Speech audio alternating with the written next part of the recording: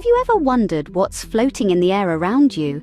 It's a question that might make your skin crawl, but it's also one that can pique your curiosity. We live in a world that's teeming with life, much of which is too small for the naked eye to see. Every breath we take, every step we make, we're interacting with a microscopic universe. This unseen world is home to an array of organisms, among them the ever-present airborne bacteria. These tiny life forms are everywhere, floating on the breeze, hitching a ride on dust particles, and even sharing our personal space. But what exactly are these airborne bacteria? Are they friends or foes? Should we be concerned about their presence? In this video, we'll delve into the fascinating world of airborne bacteria, and you might be surprised by what you learn. So, let your curiosity guide you as we embark on this enlightening journey together. Airborne bacteria, invisible to the naked eye, are everywhere. Like an unseen universe humming around us, these tiny organisms are a fundamental part of life as we know it. But what exactly are bacteria? Bacteria are microscopic single-celled organisms. They are so tiny that millions can fit into the eye of a needle. And they are everywhere. They're in the air we breathe, the food we eat, and even on our skin.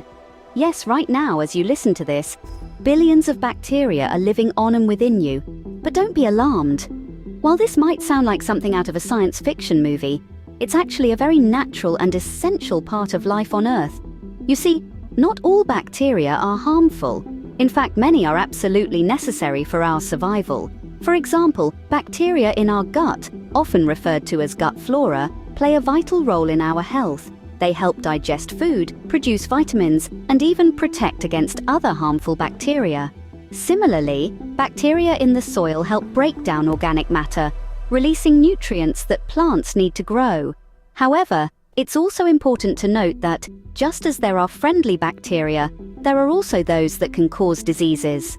These harmful bacteria, often referred to as pathogens, can cause infections and illnesses ranging from a mild sore throat to serious conditions like pneumonia and meningitis.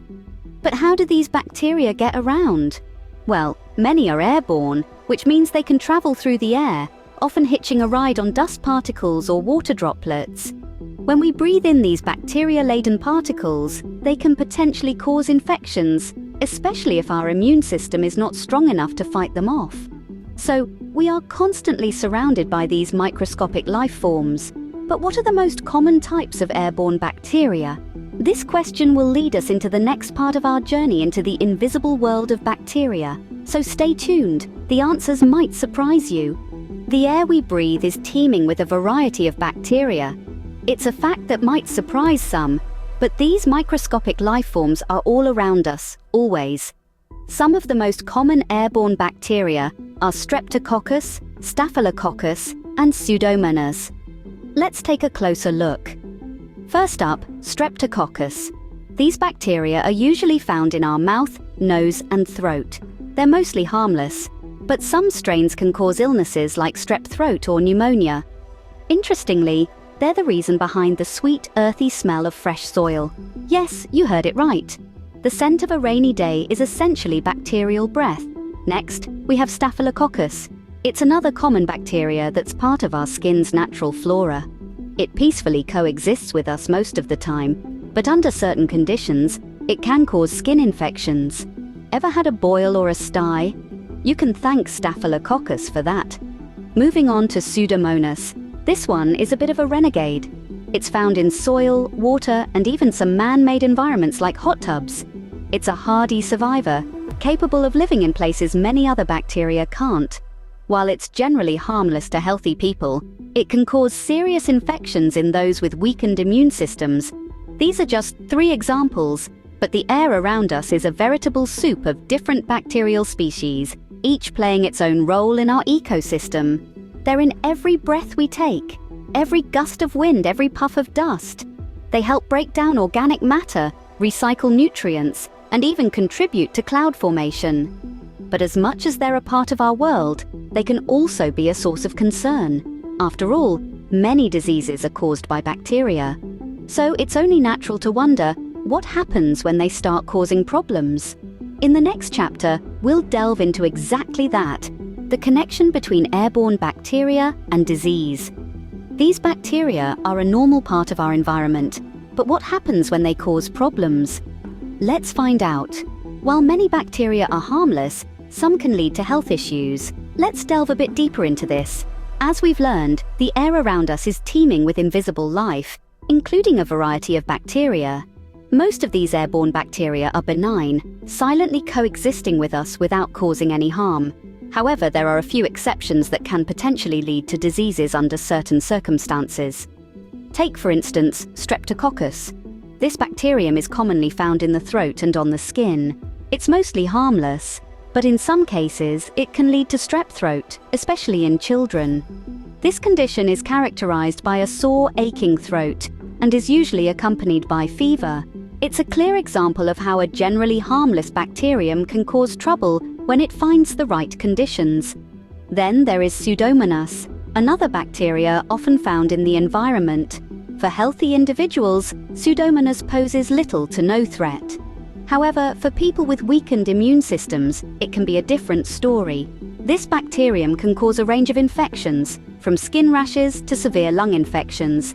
But it's crucial to note that these bacteria do not pose a significant risk to most people under normal circumstances. The potential for disease mainly arises when our immune system is compromised, or when the bacteria find an unusual route into our bodies. So, while the idea of airborne bacteria might sound a little unsettling, it's important to remember that our bodies are well equipped to handle most of these microscopic invaders. In fact, many of these bacteria are part of what makes up our microbiome, the community of microorganisms that live in and on our bodies, playing a crucial role in our health. But as we've seen, there can be exceptions, and certain bacteria can lead to diseases. Knowing about these potential risks, how can we protect ourselves? In the next chapter, we'll explore some of the ways in which we can safeguard ourselves from the potential threats of airborne bacteria. Knowledge is power, especially when it comes to bacteria. The invisible world of airborne bacteria might seem daunting, but don't worry. There are ways to reduce your risk of infection and keep these microscopic creatures in check. Firstly, let's talk about our hands. They are like a bustling city for bacteria, constantly picking up new residents with every surface they touch. Washing your hands regularly with soap and warm water can help evict these unwanted guests before they have a chance to cause trouble.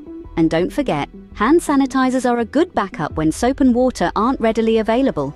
Secondly, keeping your environment clean is a key strategy in the war against airborne bacteria. Regularly clean and disinfect surfaces, especially those that are frequently touched.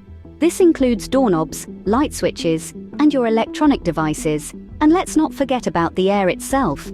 Using an air purifier can help remove bacteria from the air in your home or office, giving them less of a chance to invade your personal space.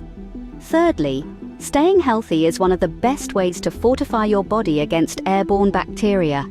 A robust immune system is like having a highly trained security team on the inside, ready to tackle any bacterial intruders head-on. So how do we keep our internal security team in top shape? Regular exercise, a balanced diet, adequate sleep, and keeping stress levels in check are all key components. Consider also getting immunized. Vaccinations provide a sort of training course for your immune system, teaching it how to identify and combat specific types of bacteria. And finally, there's the humble face mask. Wearing one can provide a physical barrier against airborne bacteria, especially in crowded places or during flu season. Remember, while the world of airborne bacteria may seem scary, it's simply a part of the world we live in. But with the right knowledge and precautions, we can live in harmony with these microscopic life forms rather than in fear of them. After all, they're just trying to survive, just like us. So we've taken a journey into the microscopic world of airborne bacteria. From the comfort of our homes to the great outdoors, these unseen life forms are all around us, as much a part of our world as the air we breathe. We've discovered the most common types, such as Streptococcus, Staphylococcus, and Pseudomonas, each with their unique characteristics and habitats. While some bacteria can cause diseases like pneumonia and tuberculosis, it's important to remember that not all airborne bacteria are harmful. In fact, many are essential for maintaining a balanced ecosystem, but it's always better to be safe than sorry. Regular cleaning, good personal hygiene, and a healthy lifestyle can go a long way in protecting us from potential bacterial infections. So as we wrap up, let's not forget this invisible world that coexists with us. The next time you take a breath, remember the incredible, invisible world that's floating all around you.